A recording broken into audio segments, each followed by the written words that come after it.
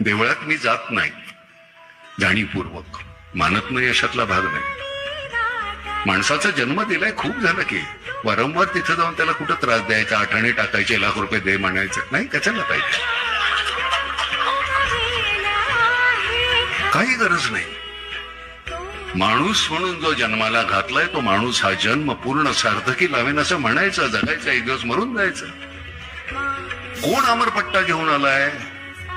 काही राजकारणी मंडळी आमची अशी आहेत की त्यांना असं वाटतं की ते मरणारच नाही आहेत, इतका संचय चाललेला आहे. मृत्यू नावाची गोष्ट आहे बाबा, तुम्ही साठवलेलं कुठे जाणार आहे सत्य शेवटी. एवढंच लागतंय, तेवढंच पुरेसं आहे. नेहमी मी म्हणतो की उंजळीभर आपल्याला पुरतं, सांडण्या अगोदर देऊन टाका.